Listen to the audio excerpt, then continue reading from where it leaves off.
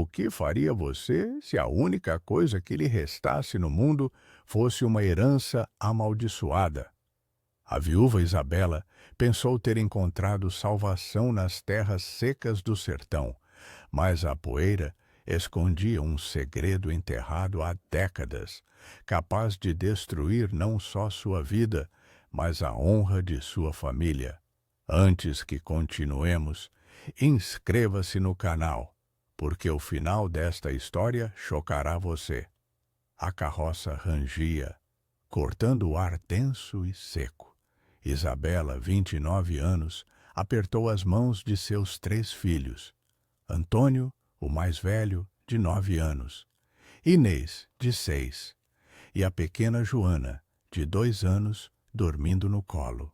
Os olhos da viúva ardiam por causa da poeira fina e vermelha que cobria tudo, pintando suas roupas de chita desbotada e o seu destino de incerteza. A viagem desde Salvador, longa e penosa, havia consumido as últimas moedas que restavam da venda de sua máquina de costura e da magra herança que sua tia Cecília, a falecida, lhe havia deixado, a fazenda Pedra Seca. Chegaram ao fim da tarde, quando o sol tingia de laranja queimado a paisagem áspera. A Pedra Seca não era uma fazenda, era um lamento de madeira e argila. A casa principal, um esqueleto de pau a pique, parecia prestes a desmoronar a qualquer sopro mais forte. Não havia sinal de vida, nem de gado, nem sequer de uma promessa de chuva. O silêncio era tão pesado que o zumbido dos insetos parecia um grito. Desceram em meio ao cheiro de terra ressecada e abandono. Aqui, mãe, é aqui que vamos rezar para a chuva voltar? Perguntou Antônio, segurando um pequeno terço que ela mesma havia costurado para ele. Isabela forçou um sorriso, sentindo o desespero como um nó na garganta. É aqui, meu filho, é aqui que vamos recomeçar. Deus não nos abandonou. A primeira noite foi uma batalha contra o calor seco e o cheiro de mofo que impregnava a única sala menos arruinada da casa. O assoalho era de terra batida, frio e duro. Isabela acendeu a lamparina de azeite que trouxera, projetando sombras alongadas e trêmulas nas paredes. A luz fraca revelava a única parte da propriedade que parecia intocada pelo tempo e pela negligência. Uma pequena capela separada da casa por um curto pátio de cimento rachado. A tia Cecília, falecida, era conhecida por sua fé fervorosa e singular.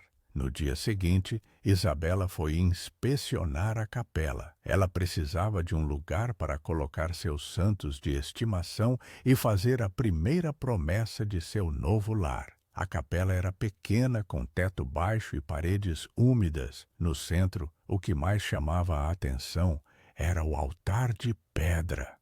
Era maciço, feito de um granito escuro e frio, parecendo mais uma tumba antiga do que um lugar de culto. Não havia imagens, apenas um suporte rachado no meio, onde a tia Cecília costumava colocar uma pequena hóstia de metal. Enquanto limpava o pó com um pano de saco, Isabela notou algo. Na base do altar, incrustada na pedra, havia uma pequena cruzinha de ferro, enferrujada e quase invisível, como se tivesse sido esquecida ali no momento da construção, décadas atrás. Era um objeto tão insignificante quanto perturbador. Ao tocá-la, Isabela sentiu um frio súbito que não vinha do ar seco do sertão, mas sim de uma sensação de alerta. Ela tentou puxar a cruz, imaginando que talvez fosse apenas um prego antigo, mas estava firmemente encaixada. O cheiro de arruda-cea e de cera rançosa pairava, um aroma que a fazia lembrar dos enterros na cidade, uma sensação de que algo ali estava fechado, preservado. Mãe, o que a senhora está fazendo? perguntou Inês, entrando na capela com cautela, os olhos arregalados. Apenas limpando a casa de Deus, minha filha, respondeu Isabela, soltando a cruz rapidamente. Ela não conseguia explicar a sensação de que aquele pedaço de ferro não era um símbolo de fé, mas sim uma chave. Os dias se seguiram em um ciclo extenuante de escassez e trabalho. Isabela era costureira, não fazendeira. Ela tentava costurar com suas poucas agulhas e linhas, mas a clientela no sertão era inexistente. A água era racionada de um poço quase seco e a comida consistia em feijão e farinha que mal dava para alimentar as 4 bocas. A falta de dinheiro para contratar um único capataz ou trabalhador significava que a terra permanecia dura e infértil. Isabela sabia que a fazenda pertencia originalmente aos Marqueses, uma família poderosa de coronéis do Alto Sertão, que haviam perdido a propriedade em circunstâncias obscuras para a tia Cecília. Havia rumores na cidade de que a aquisição havia sido fruto de uma traição ou de um golpe de documentos, e que a vingança dos Marqueses era apenas uma questão de tempo. Ninguém ousava se aproximar da Pedra Seca, temendo a fúria do coronel Amâncio Marques ou a maldição que, diziam, a própria terra guardava. Certa noite, enquanto a lamparina piscava e o ar da noite trazia um frio úmido e inesperado, Isabela viu Antônio brincando na capela, usando a cruzinha de ferro como se fosse a ponta de uma espada. "Meu filho, deixe isso aí. Não é brinquedo", ela o repreendeu, sentindo a mesma pontada de ansiedade. "Mas, mãe, ela se mexe", disse o menino com a voz baixa. "Olha", Isabela se aproximou e notou que a cruz, antes firmemente presa, agora girava ligeiramente no rebaixo de granito. Era um movimento pequeno, quase imperceptível, mas ali estava, a primeira quebra no silêncio de pedra. Ela empurrou a cruz para baixo com força e ouviu-se um clique surdo vindo de dentro do altar. O ar na capela pareceu rarefeito por um instante e o cheiro de mofo intensificou-se, misturando-se com o aroma de algo antigo e lacrado. Isabela correu os dedos pela superfície fria e áspera do altar, seguindo o som. Ela descobriu que na parte de trás um bloco de granito estava levemente solto. Não era uma rachadura, mas uma junta dissimulada, perfeitamente alinhada com as outras pedras. O da cruz que se mexe a levou a uma conclusão apavorante. A tia Cecília não apenas rezava ali, ela guardava algo. Naquela noite, sob a luz quase extinta da lua nova, enquanto seus filhos dormiam, Isabela voltou com a única ferramenta que tinha, um martelo de sapateiro, herança de seu falecido marido, Elias. Ela se ajoelhou e começou a forçar a junta, ouvindo o ranger lento e terrível da pedra.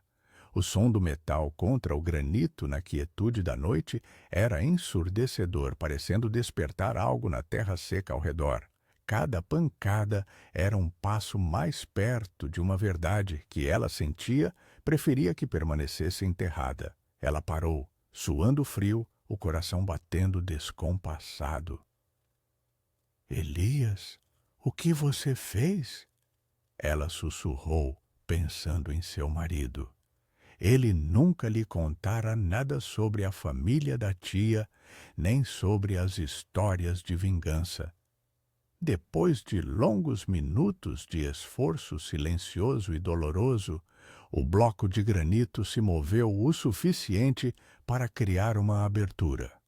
O espaço era estreito, mas suficiente para que Isabela enfiasse a mão, tateando no úmido e escuro interior do compartimento.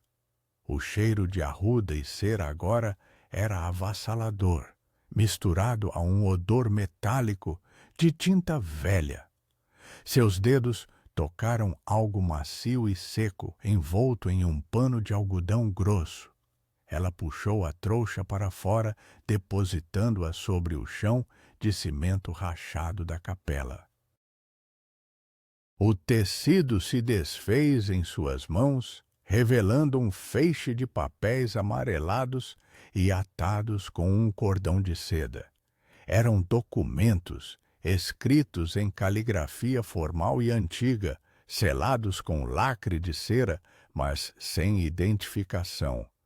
A viúva estava ali, sozinha, ajoelhada em sua própria fazenda no sertão, com o martelo de seu falecido marido ao lado e em suas mãos trêmulas o segredo que a terra de Pedra Seca havia guardado. Um de terror a atingiu.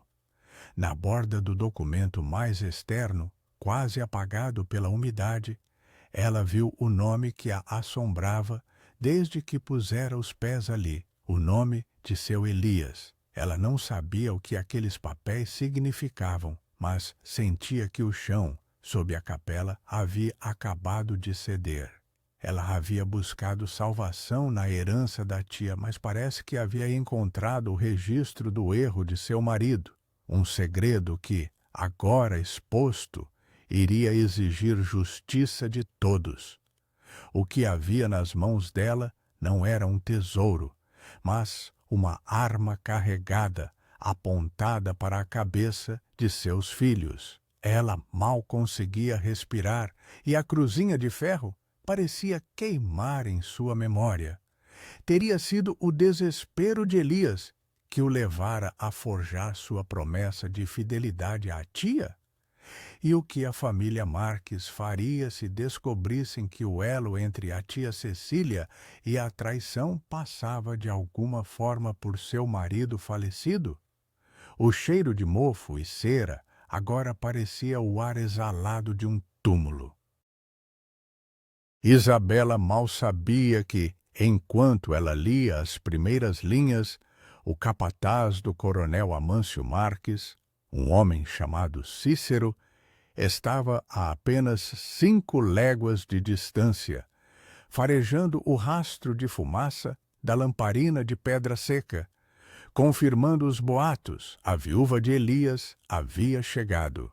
O que ela estava prestes a ler não era apenas a prova de uma velha disputa de terras, mas o desenho exato de uma vingança traçada que a atingiria por meio de seus filhos.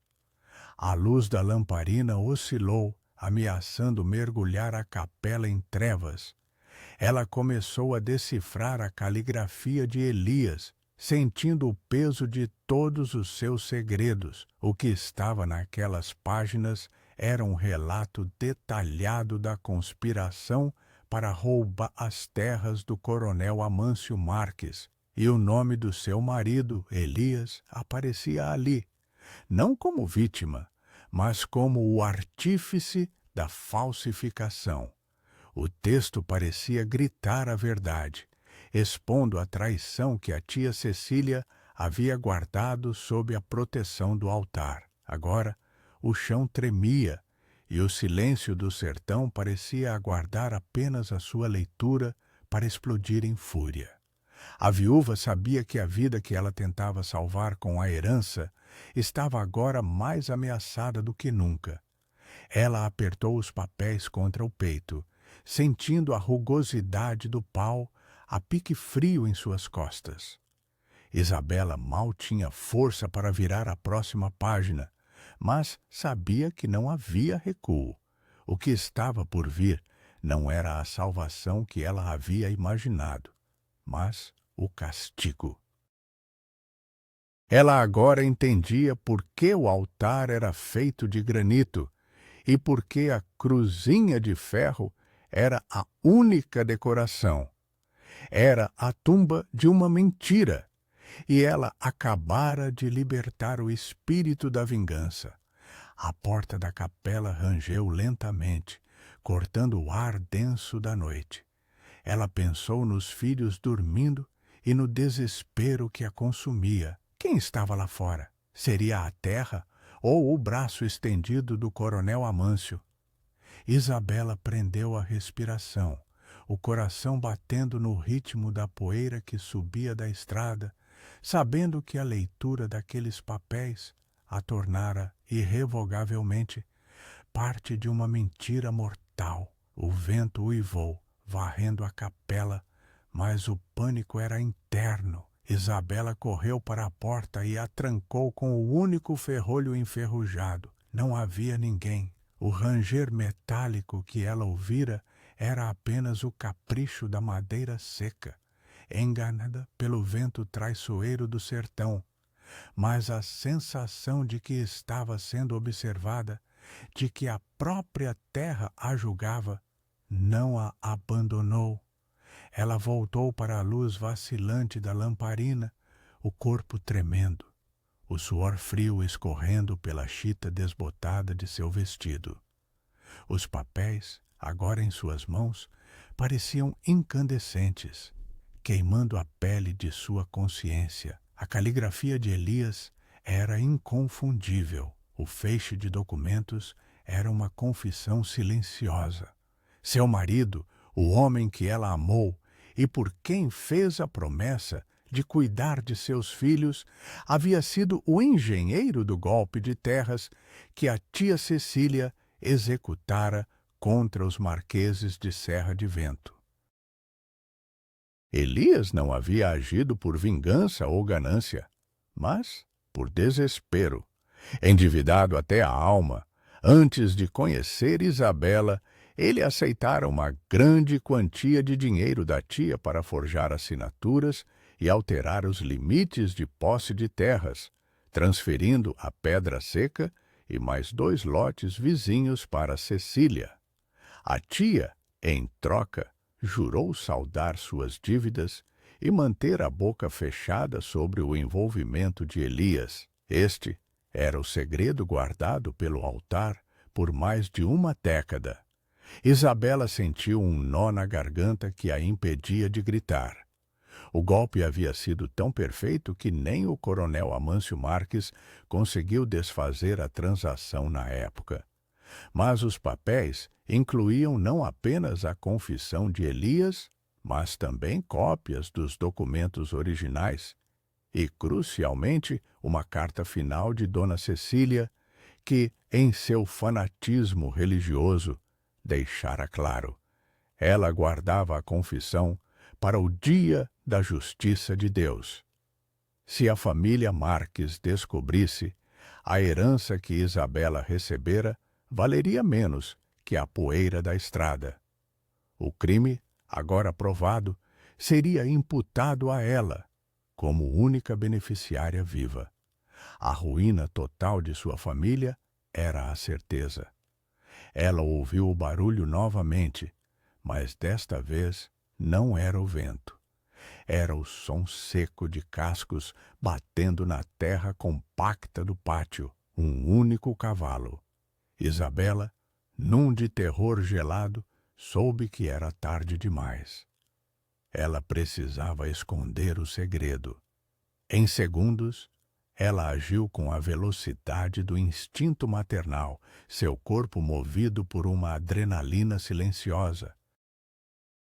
Ela enfiou os papéis de volta no compartimento do altar, empurrando-os com a mão até o fundo, onde o cheiro de mofo era mais intenso.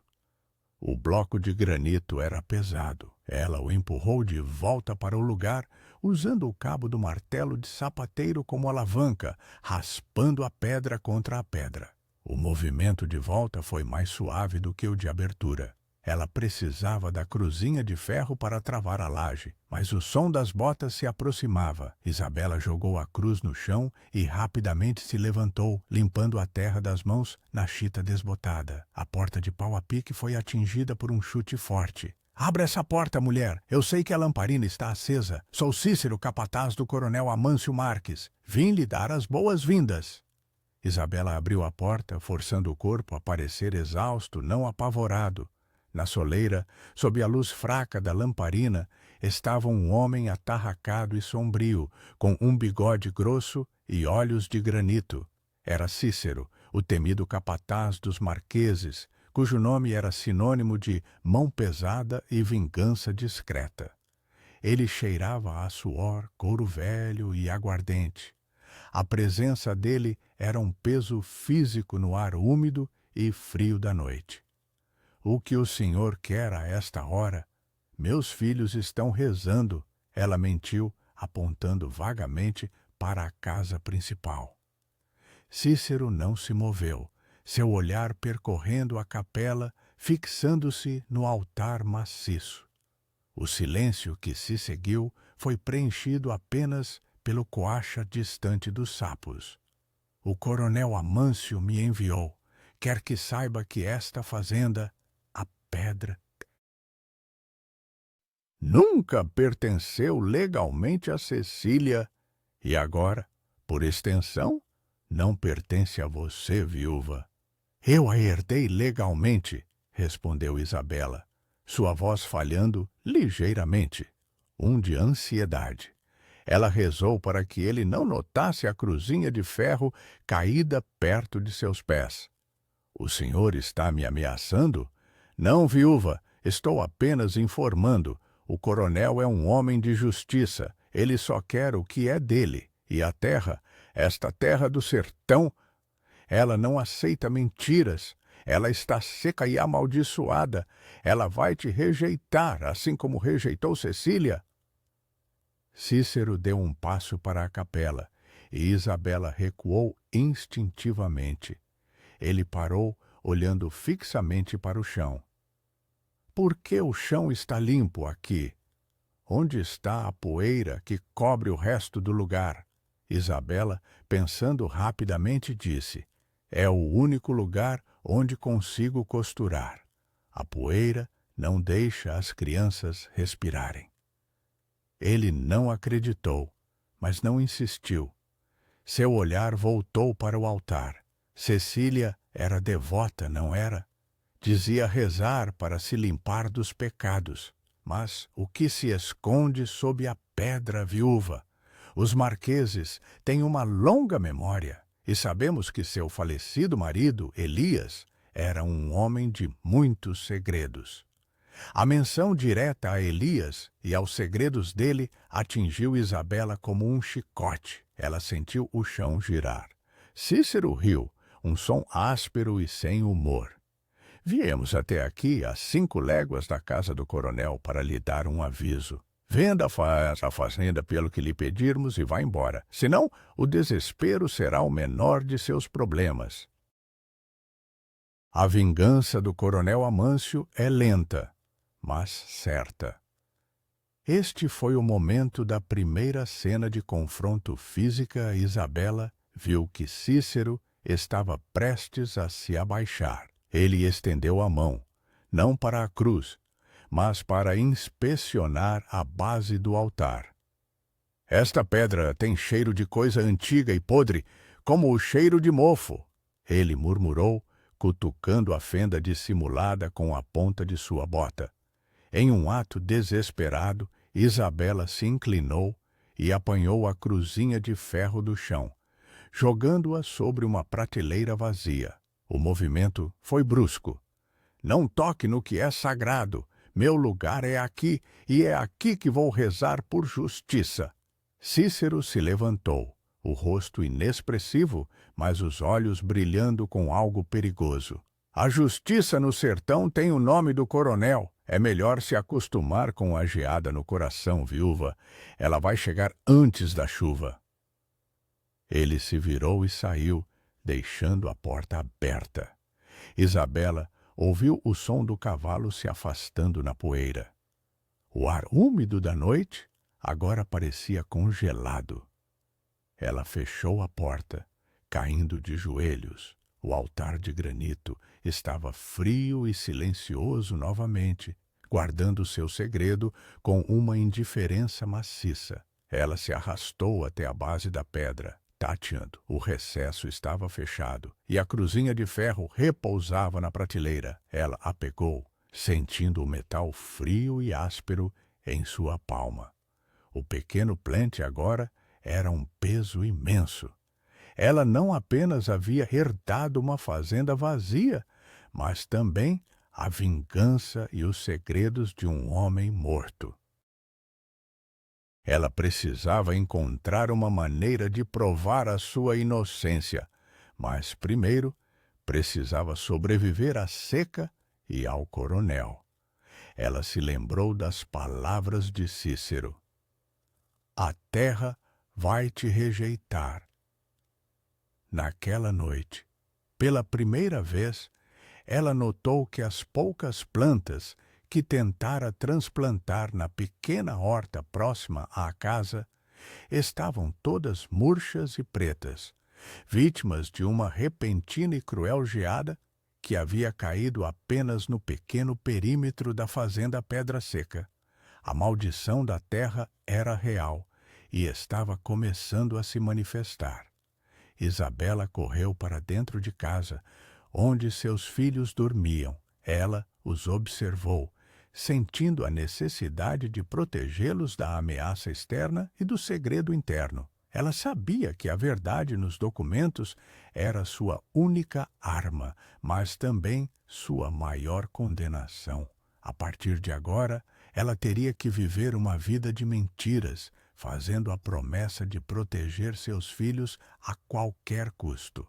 Ela retornou à capela, pegou a lamparina e a colocou sobre o altar. A luz fraca iluminou a cruzinha de ferro. O pequeno objeto, antes apenas uma relíquia, agora representava o pacto mortal que ela deveria honrar, esconder o segredo de Elias e enfrentar a vingança do coronel.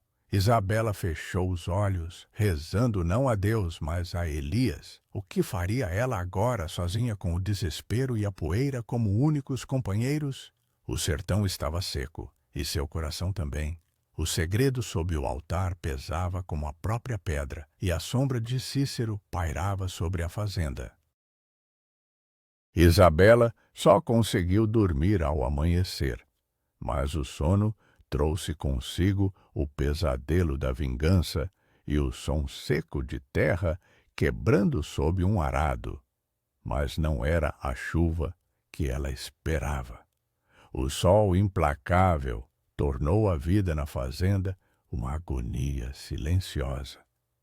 Após a visita de Cícero, o ar na Pedra Seca ficou mais pesado, como se a própria atmosfera tivesse sido compacta pela ameaça. A cada manhã, Isabela acordava com o desespero apertando seu peito.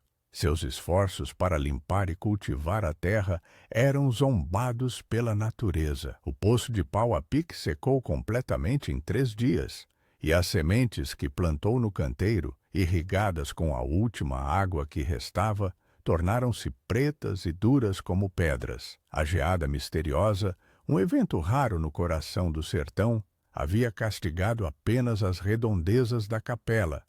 Não era apenas azar, era a maldição da terra, o braço invisível da vingança. Isabela sabia que não poderia sustentar seus filhos com segredos e poeira. Ela precisava de farinha, feijão e, acima de tudo, informações. Ela pegou a sua sacola de trabalho, onde guardava os últimos instrumentos de costura, um dedal de prata que Elias lhe dera, e 3 agulhas de aço que valiam mais que ouro ali. Seus filhos, famintos e assustados, a olharam com olhos de súplica. Ela lhes fez uma promessa silenciosa, acariciando os cabelos de Joana, a mais nova. "Vou à vila, açude velho. Voltarei antes que a lamparina se acenda", disse ela, vestindo sua chita desbotada, que parecia agora a cor do abandono. O caminho até açude velho era longo, marcado apenas pela poeira vermelha e pelo cheiro forte de esterco seco. Ao chegar, o burburinho da pequena praça foi rapidamente substituído por um silêncio cortante. Os olhares eram como facas. Todos sabiam quem ela era, A viúva de Elias, o cúmplice do golpe da tia Cecília, a nova dona da fazenda amaldiçoada. Isabela sentiu o calor do sol se misturar ao rubor da vergonha. Ela parou na tenda do senhor Juvenal, o único mercador que vendia suprimentos a crédito, mas ele negou, com os olhos fixos no chão. Sinto muito, viúva, meu estoque está seco, disse ele, limpando a testa suada com um lenço. O da negação era claro. O coronel Amâncio havia chegado primeiro. A pressão social era o novo nível da escalada. Ela teve que recorrer ao único recurso que lhe restava. No canto mais úmido e escuro do mercado, ela encontrou a velha parteira, Dona Rosa, conhecida por sua discrição. Isabela mostrou o dedal de prata. Preciso de farinha e talvez uma vela nova para rezar. O que vale isso? Dona Rosa pegou o dedal, seu olhar astuto avaliando Isabela. Vale a sobrevivência de um dia, ela murmurou, mas seus olhos mostravam pena. Mas me diga, viúva, o que a faz ficar naquela terra doente? O sertão não tem piedade dos ladrões.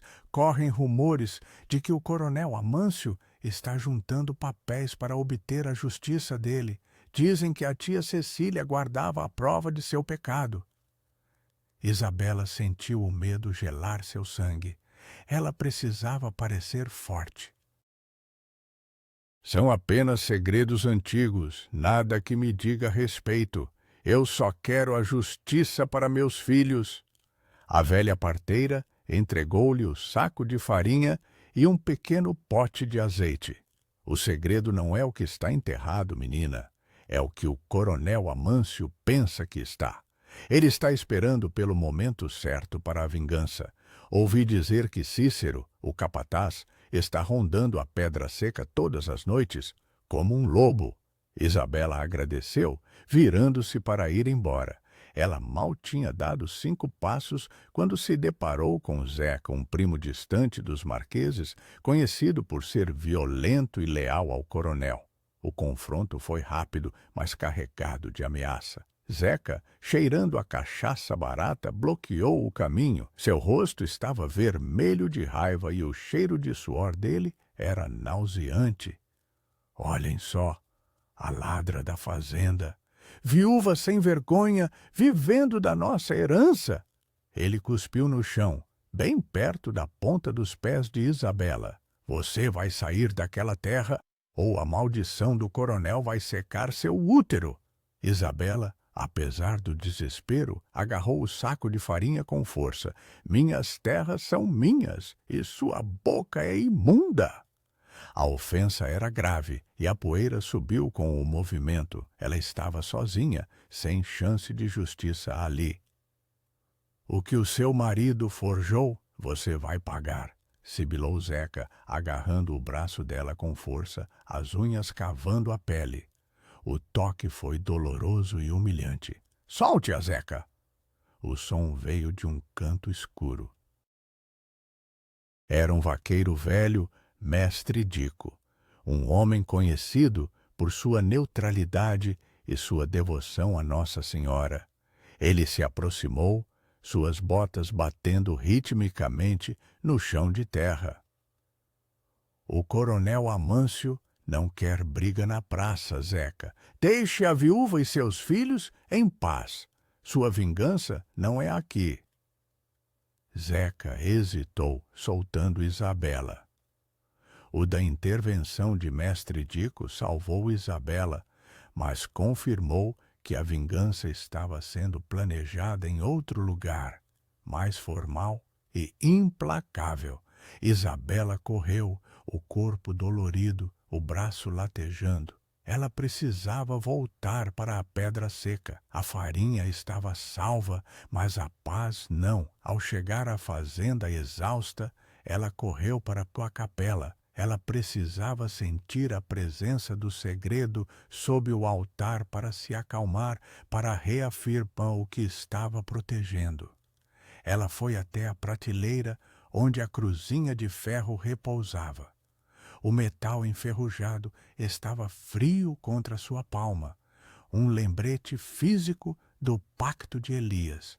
Ela a segurou, fechando os olhos para rezar. Me dê a força, Elias, me dê o milagre de um dia a mais, ela murmurou. No altar de granito, ela notou que havia um pequeno vazamento na base que deixava a superfície próxima úmida. Não era água do poço que estava seco, mas sim uma umidade fria e inexplicável vindo da terra. O cheiro de mofo misturava-se ao cheiro de terra molhada. Isso a fez lembrar-se da carta de Cecília que falava do dia da justiça de Deus. Isabela, tomada por um de insight, percebeu a nova ameaça. O compartimento onde os papéis estavam guardados não era totalmente à prova d'água. Se a umidade misteriosa continuasse a vazar do altar, os documentos se desintegrariam. O segredo que a ameaçava era o único que poderia salvá-la. Mas a própria terra, com sua geada e sua umidade traiçoeira, estava trabalhando para apagá-lo. O coronel Amâncio não precisaria invadir a fazenda se a justiça divina ou a negligência da natureza fizesse o trabalho por ele. Isabela sentiu o desespero novamente, mas dessa vez havia um foco.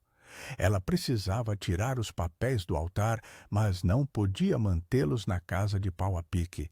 Ela teria que encontrar um novo esconderijo mais seco e mais seguro antes que fosse tarde demais.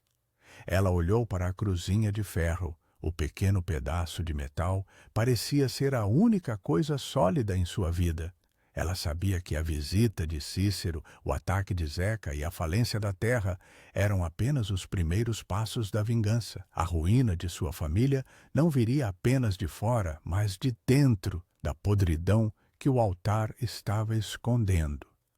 Com a poeira da estrada ainda em seus sapatos, Isabela decidiu.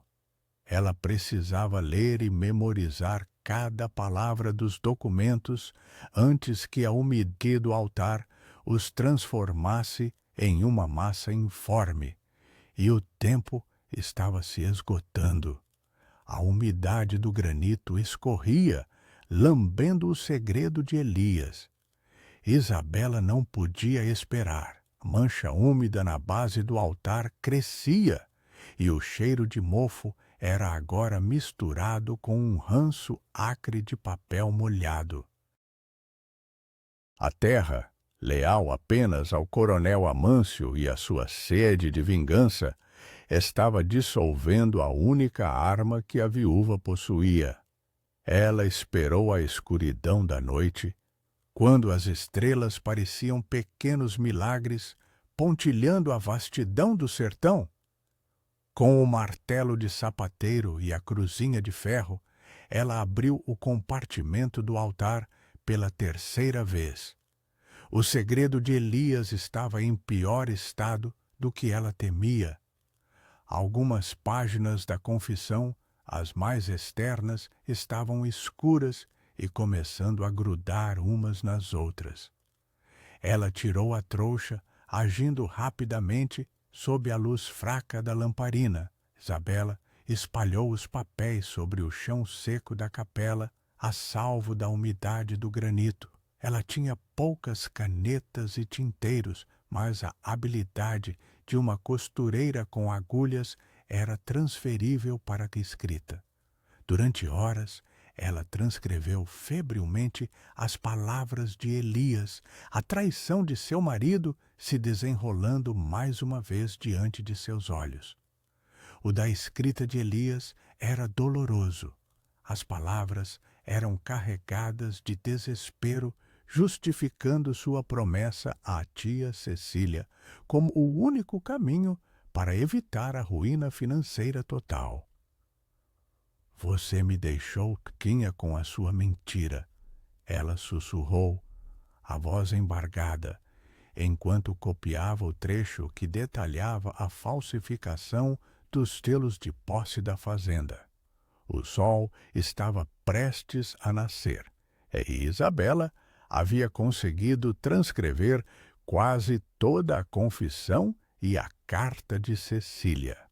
Restava a parte mais perigosa, os papéis originais que Elias havia guardado, as cópias das escrituras verdadeiras dos marqueses. Se estes fossem encontrados, seriam a prova irrefutável de seu envolvimento, e a justiça do coronel seria rápida e final. Ela ouviu o som de cascos, não um, mas vários, vindo da estrada de poeira. Isabela correu para a janela de pau a pique. O horizonte laranja da manhã revelava duas silhuetas escuras montadas a cavalo. Cícero e outro capataz, ambos vindo diretamente para a pedra seca. O da ameaça dupla era um alerta físico. Ela não tinha tempo de esconder todos os papéis. Decisão de vida ou morte. Isabela rapidamente separou as cópias transcritas e a cópia da carta de Cecília, o que serviria para a justiça dos originais, que provariam a traição de Elias. Os originais, já úmidos e amarelados, ela precisava destruir. Correndo para fora, ela acendeu uma pequena fogueira com gravetos secos longe da casa de pau a pique. O cheiro doce da queima de arruda e cera que estava nos papéis de Cecília misturou-se ao cheiro acre do papel queimando. O sensorial do cheiro era ensurdecedor. O fogo consumiu as evidências originais em segundos, transformando a traição em cinzas. Ela voltou para a capela, o coração acelerado. Os papéis que restavam, suas transcrições e a carta de Cecília eram finos e fáceis de esconder. Mas onde? O altar não era mais seguro, a fazenda estava sob vigilância. Ela pensou no único lugar que o coronel Amâncio não procuraria, onde a terra era mais seco e mais sagrada. O túmulo de sua tia Cecília, a apenas alguns metros da capela, marcado por uma única pedra sem inscrição. A geada não havia tocado aquele lugar. Isabela, tomada por um milagre de clareza, correu para o túmulo. Ela cavou com as mãos, sentindo a terra quente e seca sob as unhas. Ela enterrou os papéis transcritos e a carta em uma trouxa de chita desbotada, embrulhados em seu dedal de prata. O dedal era uma promessa de retorno e a marca da justiça que ela ainda esperava obter. Ela pegou a cruzinha de ferro do altar. O pequeno objeto de metal enferrujado, que antes parecia uma relíquia religiosa, agora era uma ferramenta de marcação. Ela cravou-a no chão, exatamente sobre o local onde enterrou o pacote. A cruz não era para rezar, mas para lembrar. Este era o novo segredo de Pedra Seca. Os cavalos de Cícero e seu companheiro estavam a menos de 200 passos de distância. Isabela correu para a casa de pau a pique, parecendo exausta, limpando as mãos cheias de poeira. Ela pegou Joana, ainda dormindo, e abraçou-a com força, fingindo acalmar o bebê, mas, na verdade, acalmando-se a si mesma. Cícero desceu do cavalo, seu rosto ainda mais sombrio do que antes.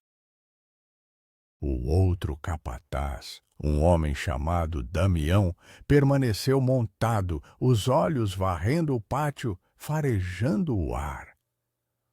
"O que é este cheiro de queimado, viúva?"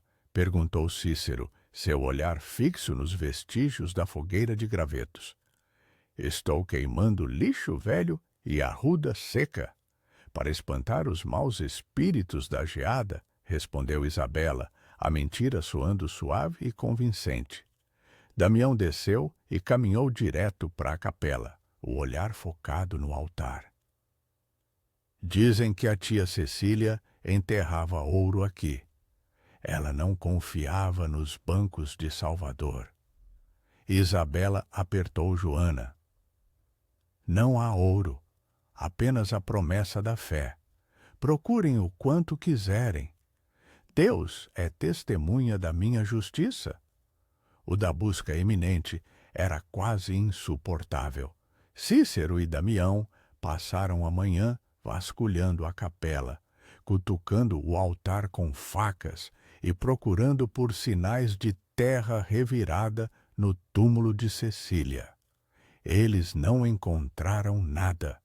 O altar guardava a umidade, não os papéis. E o túmulo da tia, marcado pela humilde cruzinha de ferro, parecia apenas mais uma pedra sob o sol seco. Ao meio-dia, Cícero se virou, frustrado. O coronel está vindo, e ele tem um mandado para confiscar a fazenda por dívidas pendentes de Cecília. Sua herança acabou, viúva. Prepare-se para deixar o sertão. Isabela soube que a ameaça de ruína total era real. Eles não encontraram as provas, mas encontraram um caminho legal para a vingança. O desespero se transformou em uma raiva fria. Ela observou os dois capatazes se afastarem na poeira, sabendo que o coronel Amâncio viria em pessoa. Ela havia salvado o segredo e o milagre da justiça que ele continha, mas agora estava prestes a perder tudo. Ela olhou para o túmulo. A cruzinha de ferro brilhava sob o sol. A traição de Elias estava enterrada ali, junto com sua única chance de defesa. Isabela não sentiu o calor do sol, apenas o frio agudo da certeza. A visita do coronel não seria uma negociação, mas o confronto final entre a traição de um marido e a vingança de uma família. Isabela passou a tarde preparando-se para a chegada do coronel. Ela limpou a única sala habitável da casa de pau a pique, vestiu seus filhos com as roupas menos desbotadas que possuía e mandou Antônio e Inês se sentarem no banco em frente à capela. Ela queria que o coronel Amâncio visse uma família necessitada, mas digna, não uma viúva ladra. A presença das crianças era o seu escudo, sua promessa silenciosa de que a vingança do coronel afetaria inocentes. A fazenda inteira estava coberta pela poeira da expectativa. Ao entardecer, o som dos cascos ecoou na terra seca. Não era a batida apressada de capatazes, mas o ritmo pesado e marcial de um homem de poder. O coronel Amâncio Marques chegou não apenas com Cícero e Damião, mas também com o oficial de justiça da comarca de Açude Velho, um homem magro e pálido chamado Dr. Euclides, que carregava uma pasta de couro velha.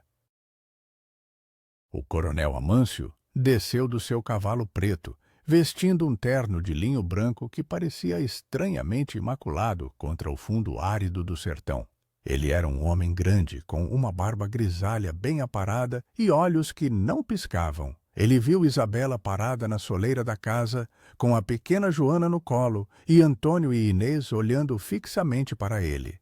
"Boa noite, viúva. Eu sou Amâncio Marques", disse ele, a voz grave e calma, mais perigosa que qualquer grito. "Você está na minha terra."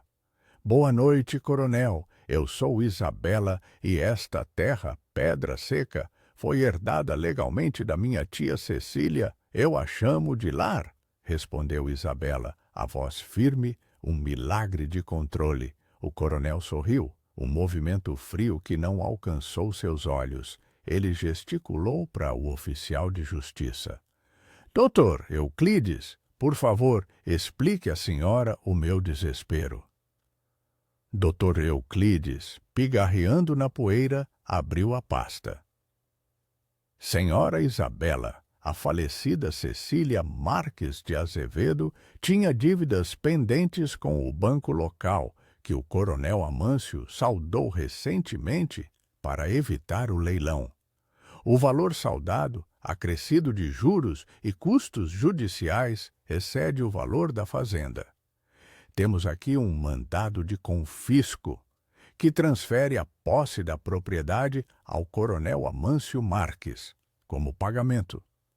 Isabela não recuou. Ela sabia que este era o passo legal da vingança. Eu não tenho culpa das dívidas de Cecília, coronel. Eu sou apenas a herdeira. Isso. Não, viúva.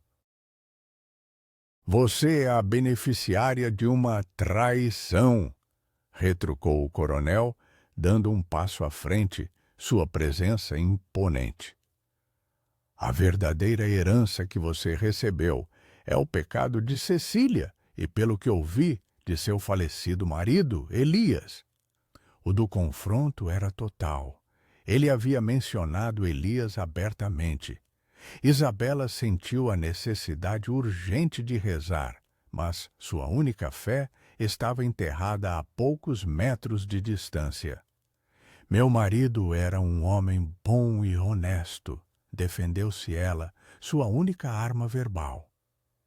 Não importa, a justiça está sendo feita, disse o coronel, apontando para a capela. Eu quero a casa e quero a capela. Vamos começar o inventário. Cícero e Damião entraram na casa.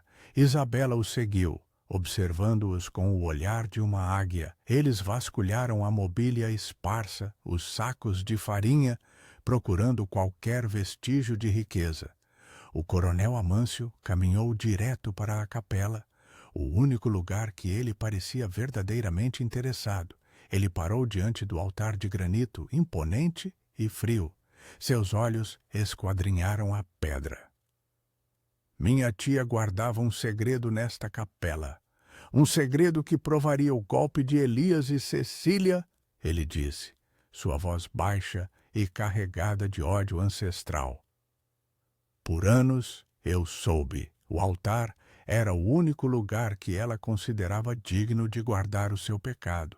Mas Cícero não encontrou nada de incomum. Viúva, a pedra está seca, a terra não foi mexida. Isabela precisava agir. O coronel estava prestes a tomar a fazenda e ela não podia arriscar que a cruzinha de ferro fosse encontrada e seu segredo revelado acidentalmente. Era agora ou nunca. O altar esconde o segredo da minha tia. Mas não é a traição que você pensa, disse Isabela, fazendo a aposta final. O coronel se virou, a surpresa em seus olhos sendo o único sinal de que ele estava ouvindo. O que você está dizendo, viúva? Estou dizendo que a vingança cega não traz a justiça. Você busca o golpe, mas ignora a verdade da fé dela. Ela continuou, caminhando lentamente para o túmulo de Cecília, a pouca distância da capela. A verdade está nos papéis que meu marido forjou, coronel, e aqueles papéis foram destruídos, mas não por mim, pela sua terra. A umidade da pele, o cheiro de mofo, corroeu-os. Ela parou diante do túmulo, onde a cruzinha de ferro estava cravada.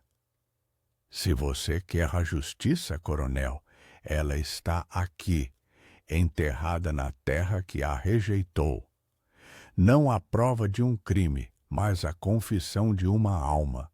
A única coisa que sobrou foram as minhas transcrições, onde meu marido confessa a traição, e a carta de Cecília, onde ela revela a verdade sobre a dívida que você pagou. O coronel olhou para a cruzinha de ferro, depois para Isabela. Havia um momento de hesitação, de dúvida. Cícero, traga uma pá, ordenou o coronel. Cícero trouxe a pá, mas Amâncio pegou-a das mãos dele.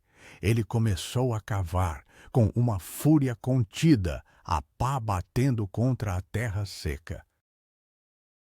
Ele cavou até encontrar a trouxa de chita desbotada e a puxou. Ele rasgou o pano, revelando os papéis transcritos e a carta de Cecília, intactos graças ao dedal de prata que a protegia.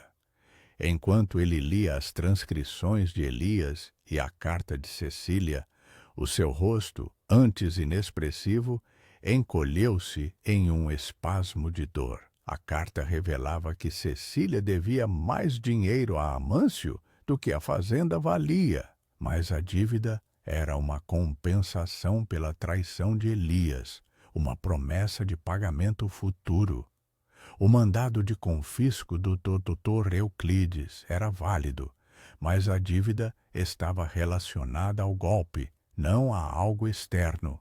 Você pagou a dívida do crime, coronel, não a dívida de uma fazenda, concluiu Isabela, a voz trêmula.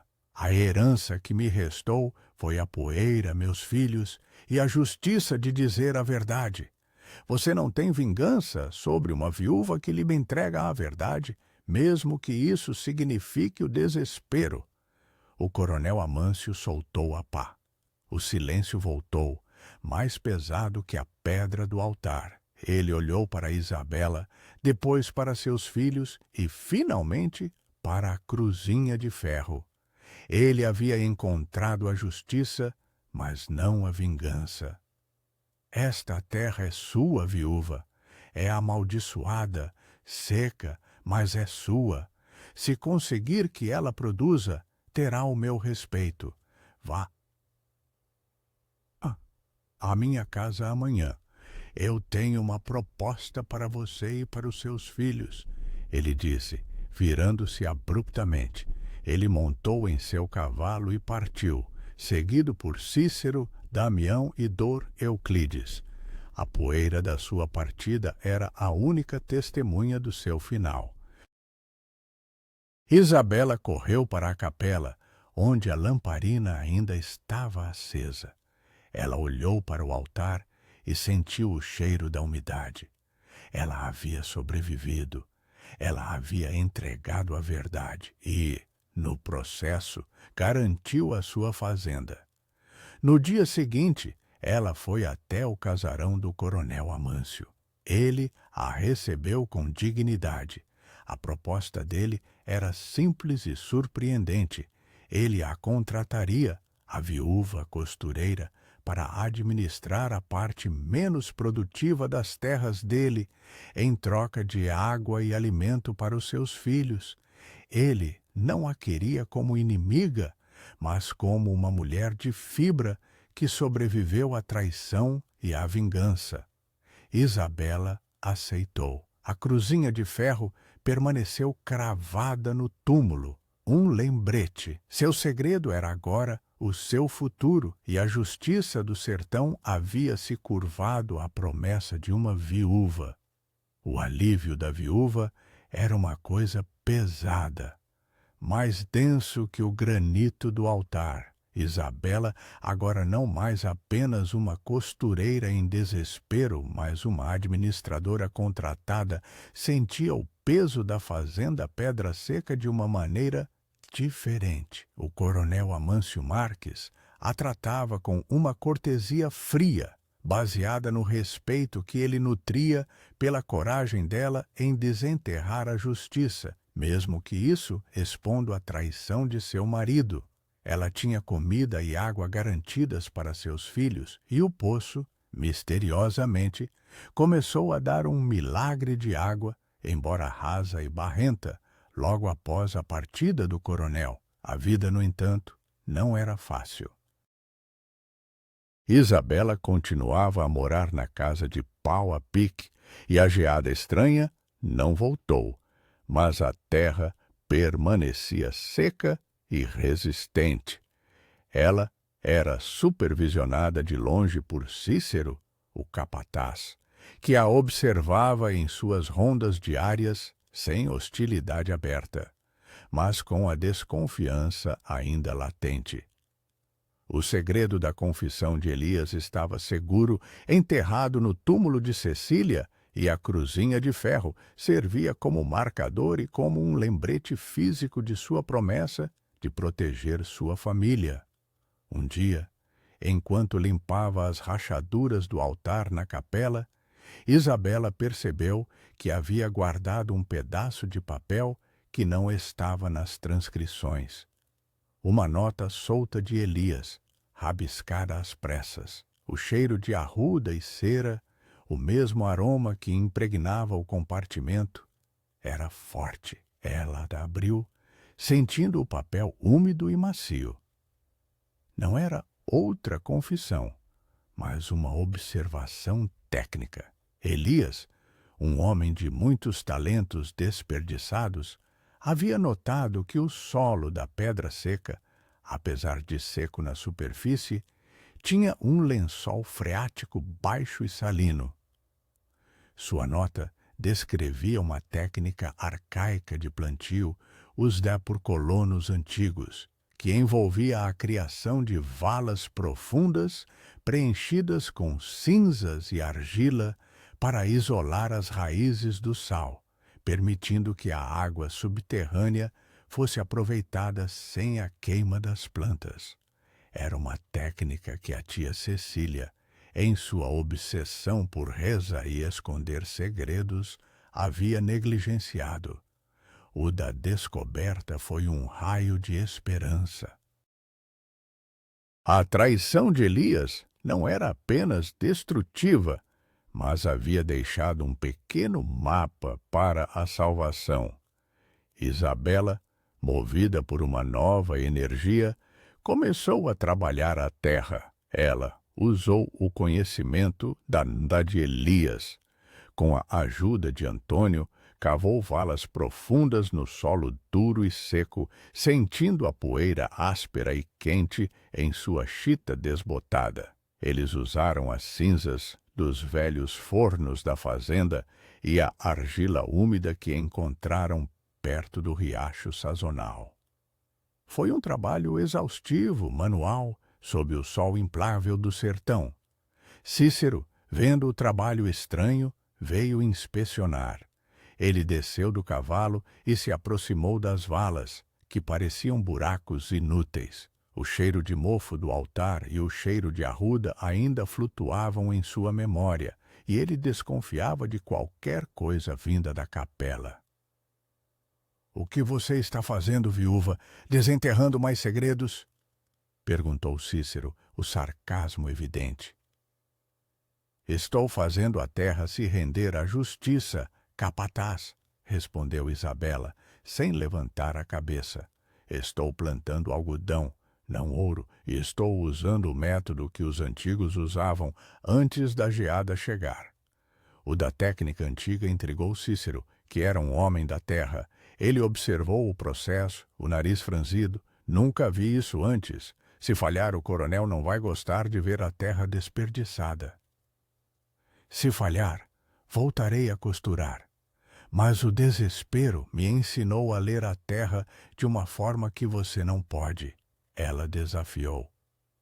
Isabela plantou as sementes que comprara com o pouco dinheiro que ganhara na fazenda do coronel. Ela as colocou nas valas cheias de cinzas, cobrindo-as com a terra seca da superfície. Semanas se passaram, e a espera foi uma tortura. Cícero vinha todos os dias, mas não comentava. O calor era opressor e a lamparina parecia queimar mais rapidamente com a vigília noturna de Isabela. E então aconteceu o milagre. Em um sertão que permaneceu marrom e seco, as primeiras sementes de Isabela brotaram. Pequenos pontos verdes surgiram das valas, protegidos do sal e alimentados pela umidade sutil do subsolo.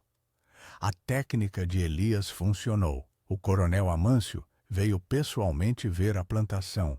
Ele ficou parado em frente às valas, onde o verde vibrante contrastava com a poeira vermelha. Ele olhou para essa capela, para o altar silencioso e depois para a plantação. "Você fez um milagre, viúva. Esta terra não aceita nada." "Qual é o segredo?" perguntou o coronel, uma ponta de admiração em sua voz. Isabela olhou para o túmulo de Cecília, onde a cruzinha de ferro ainda estava cravada. "Não é segredo, coronel. É a justiça da verdade. Meu marido, Elias, apesar de sua traição, deixou a chave para o trabalho desta terra. Eu apenas usei o que ele me deixou. O coronel assentiu, compreendendo que a vingança havia se transformado em respeito e o desespero em sobrevivência. Ele não podia tirar a fazenda dela por dívidas, mas ela, com suas próprias mãos, a tornou valiosa sob o nariz dele. Ele concordou em aumentar sua mesada e fornecer mais sementes, desde que ela continuasse a gerenciar pedra seca e aplicasse a técnica na parte mais difícil de sua propriedade. Isabela, no final, conseguiu a sua justiça. Ela havia purgado a traição de Elias não com o castigo, mas com o trabalho e a verdade. Ela não precisava mais do altar para guardar seu segredo, pois a fazenda Pedra Seca, agora verde, era a promessa viva de seu futuro. O cheiro de mofo e cera do altar foi substituído pelo cheiro de terra úmida e brotos novos.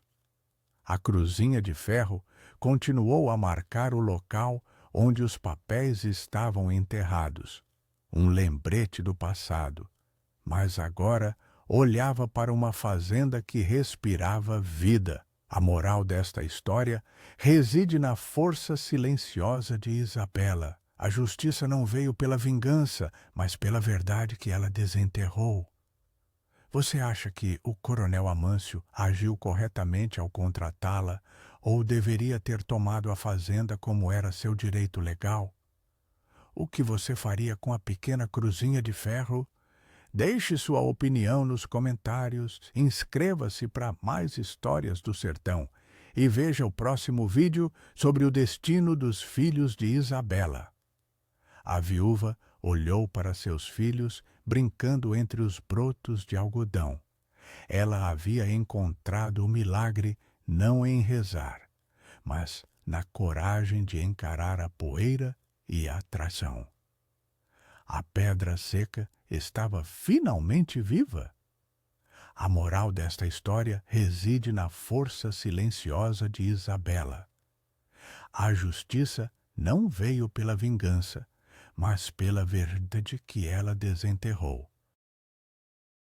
Você acha que o coronel Amâncio agiu corretamente ao contratá-la ou deveria ter tomado a fazenda como era seu direito legal?